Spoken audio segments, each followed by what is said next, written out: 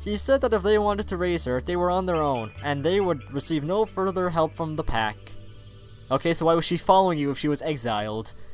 It was a tough decision, both for Fuyu's parents and for our leader, but everyone agreed that was just how it had to be.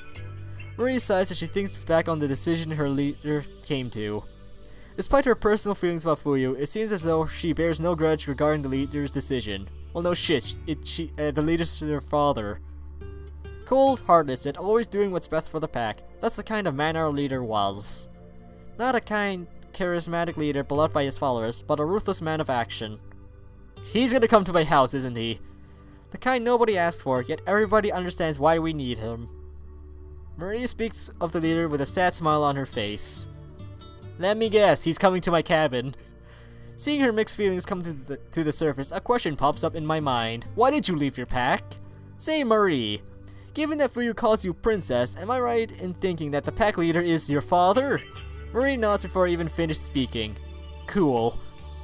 Yes, that is correct. Our pack leader is, or at least our previous pack leader was, previous? Regretting my question before I even asked it, I press on. Was? What happened to him? Did he step down from the role, or was he killed? In a manner of speaking, my father died 3 years ago, protecting the pack from a bear. Huh. Since then, Mother has taken over leading the pack in his place. Okay. She's been doing a fine job, especially considering how half-wolves usually think of female leaders. But unfortunately, I don't think the current arrangement will last much longer. Tears appear in the corner of Marie's eyes as she recounts her father's courageous death, and the burden currently being placed on her mother. I see. Despite Marie's apparent desire to leave her pack, it's clear that she still thinks of them quite fondly. So you left the pack so you don't have to get married to some guy you don't like, right? My mother, she is growing weary in her old age. She does not possess my father's strength, nor does she bear his unyielding will. So you need to marry someone so the pack can remain strong, right? It is only a matter of time before she is crushed, if not by the weight of her position, then by old age and sickness. When that time comes, line of succession will lead to you. Marie opens her eyes wide as she suddenly realizes something. Hurriedly wiping her eyes and nose, she corrects her posture and attempts to clean up her appearance. I'm terribly sorry, Bill. We were talking about Fuyu, weren't we? No, we're talking about you now. We're delving into this lore. My apologies. It was selfish of me to begin ranting on about my own circumstances like that. No, we're talking about you now. Before I can disagree with Marie goes back to talking about her dear friend Fuyu. No, I'm changing the subject. We're talking about you. When your father died, it was decided that we needed to increase the size of our pack to make up for his disappearance. So they were let back in. Seeing this as an opportunity to rejoin the pack, Fuyu's family came to us, their runt now stronger than ever, and expressed their desire to return to our side. Bearing no personal grudge for the circumstances which led to their departure, they agreed to my mother's condition for their return, that Fuyu's family would serve mine forevermore. Since that day, Fuyu and I have been together, whether we like it or not. And of course, over time, the two of us have grown close. Fuyu has become more like a sister to me, and I a sister to— oh. I cherish her more than anything. I tried to, jump the gun and just complete your sentence. So, when's dinner? Exhausted from talking for so long, Marie takes a well-deserved break and leans back into the couch. Between making dinner without pause and recalling memories best left forgotten, Marie has quickly depleted what energy she had left. I figured Marie had her reasons for not wanting to tell me about her situation, but it looks like once she got started, she just couldn't stop. Who knows how long she's been holding all of that in, wanting to get it off her chest. Maybe not. I may not know much about half-wolves, but I get the feeling from her story that they aren't exactly the touchy-feely type. What? What? What's all this racket about? Did you overhear us, or did you just kind of walk in on it? Yeah. Awakened by Maria's story, Fuyu raises her head and begins to rub her eyes sleepily. Let me guess, is my hand still on her head? Oh, morning, princess. Good evening, Fuyu. Evening? Wait, what? That's right, I'm not the first one you should be greeting. What? Huh? Fuyu raises an eyebrow as Marie giggles. What? Rather than wait for Fuyu to notice me, I place my hand on her shoulder. Are you awake now, Fuyu? Wah! Fuyu tried to jump back in surprise. However, since she's still sitting on my lap, her action serves only to bring the two of us even closer to what the fuck? Why is the human? No, why did you sleep on me? Fuyu's face turns bright red in an instant as she realizes where she is and what she is doing. I should have left you two out in the storm. Why did I come back for you? Sitting on my... Wait, you fell asleep while we were No! No! Explain properly. Calm down, Fuyu. You fell asleep on my lap while waiting for dinner, that's all. See? Dinner? At the mention of that magical word, Fuyu begins to sniff the air. Oh, right, of course, that's what it is. Yeah. I was just hungry and tired, and your lap was warm, so I naturally fell asleep on it. You were not sleeping- Wait, were you sleeping on my lap? The camera- the way they put the picture was like kinda weird, so... Silly of me, of course, that's what happened. Why else would I be napping in a place like this? Do you know where you are? If that weren't the case, I'd never be caught sleeping on your smelly lap. I just took a bath, man. You don't need to be so defensive, Fuyu. I'm not getting defensive. You are. I just don't want you to misunderstand, that's all. Okay, sure, why not? Bye. Fuyu finally removes herself from my lap and runs over to the kitchen, lured in by the smell of food. Even after she reached the food, Fuyu steals a few glances in my direction, then quickly averts her gaze when I catch her. Fuck, it's starting.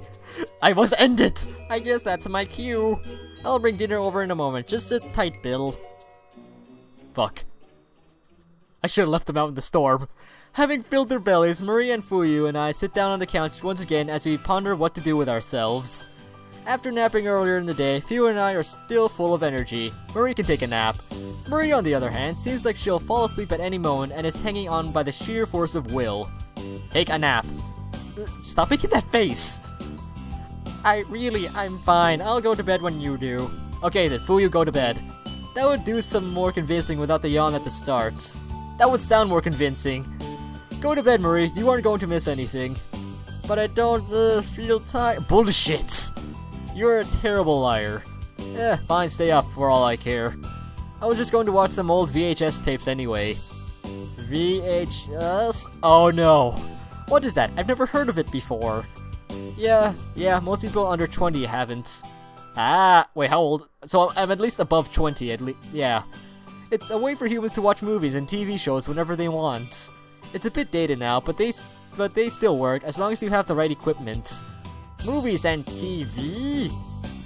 Fuyu, do you understand what Bill is talking about? I think I've heard of TV. Yeah, where is the TV anyways? That's the magic box with moving pictures, isn't it? So you're on like the outskirts. I see. You're not wrong, but do you girls seriously not know what television is? How could you be familiar with canned food and running water but not television? Even if you ask that, what does television do that's so special? It entertains me. Running water and canned food provides us with sustenance. Why do we need television? Oh shit, they're getting used to this life. You actually do have a point there. Dude, it's TV. Don't question it. Television has a couple of uses, but it's mostly for entertainment. Yeah.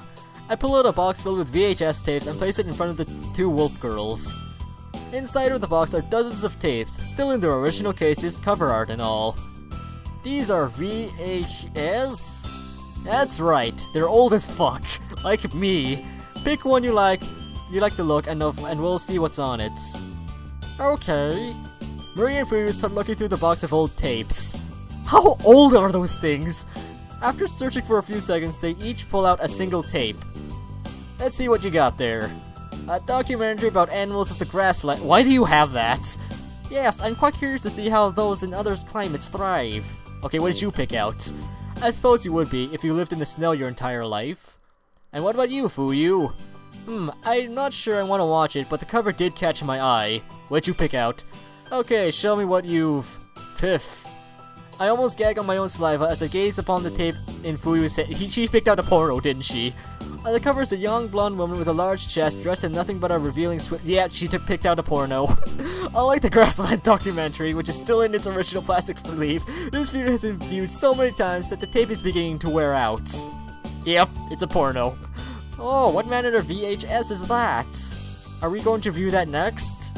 No, I mean, this one would bore the two of you to death. It's not the kind of thing you'd be interested in. It's a porno, totally. Really?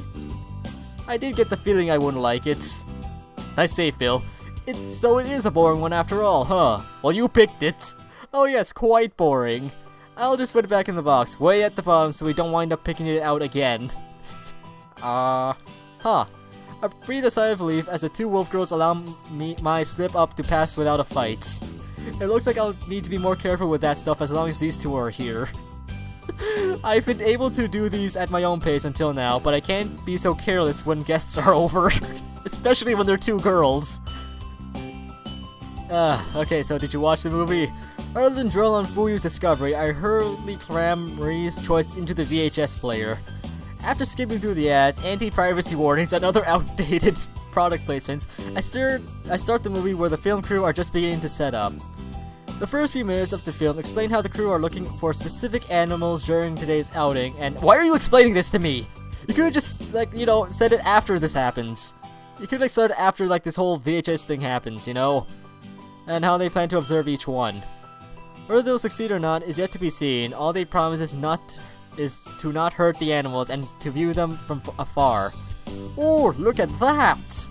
The water is flowing in a perfectly straight line without any chunks of ice floating in it at all. You have never seen summer, have you? And the grass is everywhere. There isn't a single patch of snow to be seen. You're right, Princess. This is truly fascinating. With ready access to unfrozen water, do the animals living in these parts drink their fill and bathe whenever they feel the urge? Yes. I imagine they must. Why else would they? Oh look, Fuyu, look! Oh look, Fuyu! The rabbit is drinking from the river! I see it, Princess! But where has all of its fur gone? It will never survive the winter like that. Wait, what? You're the last person who should be asking that. I smile wearily as the two girls excitedly point towards the television. Even Fuyu, who generally attempts to feign disinterest in such things, is clearly enjoying herself. So far, movie night is a resounding success. Where did all of the animals go? Why are they only showing humans right now? Look, it looks like they're taking a break and discussing how they're going to track down the next animal. Boring. I actually agree. Let's fast forward. I find this fascinating. The humans are huddling together to hold a strategy meeting just like we would. I think the people you're watching might claim that you have that backwards. What? Oh look, a human city! Yuck, they're even further away from the grasslands now. They're going back to the studio to talk with some experts. My, that building is enormous! Are most human buildings as big as that? Oh, and the number of people! I've never seen so many human beings before now. How nice it must be to live there. With one eye still glued to the television, Marie starts to pull on my trousers. Should I talk to her about the city or just keep watching? I'm just gonna keep watching. After a few more scenes in the city, the focus returns to the grasslands. The camera pans between rabbits hopping around, insects feeding on plants, and fish swimming in a crystal clear river. Oh, aren't they going to show any more of the human city? I sure hope not. Yeah, I agree with Bill. We chose this video to learn about animals from another environment, not to gawk at human beings. Bill, pull out the second VHS. I suppose so, yawn. I hear Marie yawn and seeing her struggle to keep her eyes open. I reach for the remote and turn the television off. Surprised by my action, Fuyu looks over at me. I nod towards Marie, who doesn't seem to have even noticed that the television is off, at which point Fuyu immediately understands. Alright, I think that's enough for tonight. We can continue watching the video some other time. For now, let's all go to bed. But I want to talk more. I want to talk about human civilization. Oh, good idea, human. Or rather, that's exactly what I was thinking. Come here, princess. Let us go to sleep. Okay then, if you insist. Good night, Bill. Good night, Maria Fuyu. Good night. Ah, you said something to me. Without further complaint, Marie curls up on the couch alongside Fuyu. Fuyu soon joins her and snuggles up close, as if making up for their dissonance moments ago. Content to leave the duel just like that, I retreat to my bedroom and head to bed myself. Why the fuck did I... Having napped for a while yesterday evening, I woke up earlier than usual this morning. Long before my largely unnecessary alarm clock can wake me, I rise from my big bed and begin to stretch. Unfortunately, even though I've awoken early, there's no reason for me to be awake at such a time. Yeah, dude, you just took a nap. You should. Yet it isn't yet. Wait, it isn't yet warm enough to work, and there are no time-sensitive activities in my list of things to do. Huh. All I've done is deny myself a sleep in. I guess I'll go check on the girls. Maybe they have something they want to do this morning. Like scout ahead? I walk into the living room, half expecting to see Marie cooking and Fuyu sitting on the floor behind her impatiently. Surprisingly, however, they're still sleeping. Wait, how? Okay, so they sleep just sitting on the couch like that, huh? The two girls are yet to awaken. Oh, looks like I'm the first one up. I guess so they're too comfortable to move, the way they are now. Watching over the two for a moment, a smile naturally begins to creep onto my face. Draw some pictures on their faces.